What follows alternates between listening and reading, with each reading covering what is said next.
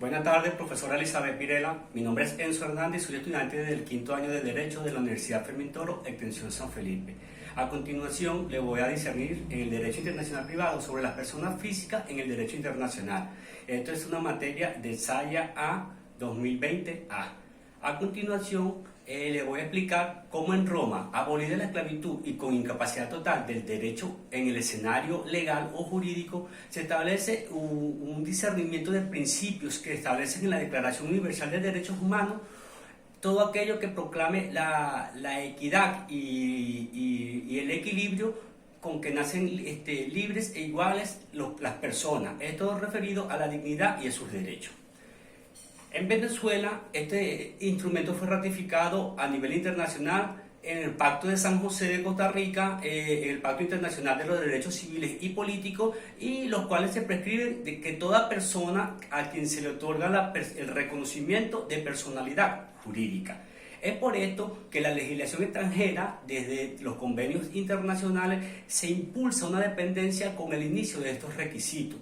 Adicionalmente, en la existencia de la persona física en un orden auténticamente público de nivel internacional. La personalidad jurídica se determina con una ley personal, domiciliaria de cada individuo, donde comienza con el nacimiento. Es allí donde el niño que nazca vivo, aunque no sea viable, entendiéndose como tal el fenómeno que ocurre, la separación del feto con respecto al cuerpo de la madre, aun cuando sea prematuro, o sea, antes de finalizar la gestación normal, a causa de la expulsión natural o intervención quirúrgica. Venezuela acoge el principio de la teoría de la vitalidad. Esto no es otra cosa que la toma en cuenta de la persona por nacer. Esto se le denomina en el derecho romano como el nasciturus. Acoge este principio que le da la teoría de la vitalidad. También toma en cuenta a las personas por nacer el nasciturus, que es literalmente el que habrá de nacer, tanto en cuanto ya concebido el conceptus como cualquiera que está aún por concebir, que se le denomina concepturum. Literalmente este es el que ha de ser concebido. La situación del concebido aparece en Roma desde los tiempos romanos con manifestaciones de la protección del concepto, entre los que se pueden señalar la suspensión de la ejecución de la mujer que está encinta o que está en embarazo hasta después del parto, la institución de la curatela al vientre mediante el cual se encomendaba a una persona, curator ventris, que era el que estaba de acuerdo a proteger al feto en determinados casos, especialmente cuando había la presunción o la intención de aborto voluntario. El reconocimiento del derecho al hijo póstumo ha de ser instituido como un heredero del testamento, y la aparición de las fórmulas doctrinarias que acordaban una amplia protección al feto, aunque la realidad del derecho positivo no era tan generosa. También se dice que en el derecho común europeo consagra otros principios cuyos enlaces coinciden o vinculan fundamentalmente con la norma de nuestro derecho. El derecho común europeo consagra principios que son enlaces y coinciden fundamentalmente con las normas de nuestro derecho. Por un lado, el derecho contemporáneo se puede distinguir en tres posiciones típicas respecto a la protección del feto, entre las que podemos nombrar algunas legislaciones inspiradas en la vieja idea de que el feto es un simple portio mulieris, que no acuerdan prácticamente ninguna protección. Esto se determina como el principio tradicional del sistema angloamericano. Por otro lado, en otros derechos como el francés y el alemán, la ley incluye normas protectoras para el feto por ciertos efectos determinados, especialmente para permitirle recibir la sucesión, que es esto en carácter hereditario. Dentro de este sistema, la interpretación extensiva y la aplicación analógica de las normas dichas conducen al feto a una protección general. Otros derechos se consagra de manera expresa el principio de protección al feto, como el Código Civil Español en el 42, y el vigente que tenemos nosotros en nuestro ordenamiento jurídico como el Código Civil. Este sistema y el anterior es un soporte técnico de la legislación que conduce al mismo resultado práctico.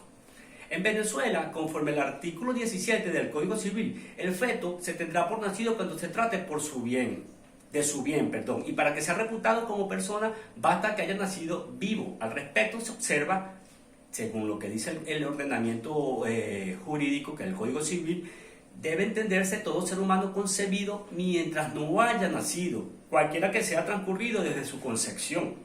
En este sentido, también la ley establece que el feto se tendrá por nacido cuando se trate de su bien, y eso se tendrá por nacido cuando a ella se lo favorezca. La eficacia definitiva de la equiparación al nacido está subordinado posteriormente, cuando sea viable o no. Caso contrario, se considera si el feto no hubiese existido. Por otro lado, la situación del concebir, conceptur, es el derecho que toma en cuenta la persona desde antes de concebida, ante efectos muy limitados. Los hijos por nacer de una determinada persona pueden recibir donaciones, aunque no aparezcan como concebidos, y esto lo estipula el Código Civil en el artículo 1443 de su encabezado.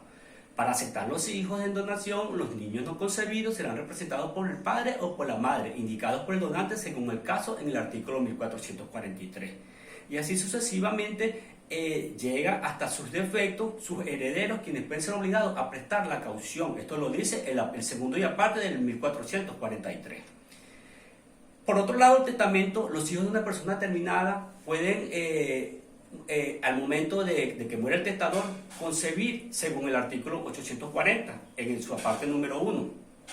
Sobre las donaciones corresponde al padre, la madre o la representación de los bienes correspondientes que se aplican sobre las disposiciones testamentarias condicionales, mientras el conceptur no llegue a ser concebido ni quede excluida la posibilidad de que llegue a serlo. Existe un gran interés jurídico en determinar el momento que ocurra la concepción. Entre estos comienza la protección del feto y otros efectos jurídicos, tal como la determinación de legitimidad de los hijos, y esto no es posible determinarlo científicamente, puesto que no tiene una certeza. Sin embargo, la concepción constituye un secreto, incluso para los padres, puesto que en razón de establecer la presunción del momento justo de la concepción.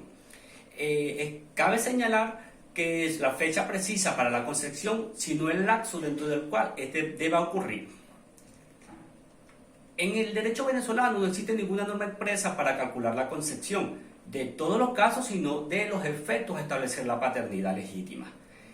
El hijo concebido durante el matrimonio, lo dice la norma en el artículo 197 en su encabezado, es el que tiene la certeza. Sin embargo, se presume concebido durante el matrimonio el hijo nacido después de 180 días de celebración hasta los 300 siguientes a su disolución o anulación. Esto lo dice el artículo 197 en su aparte único.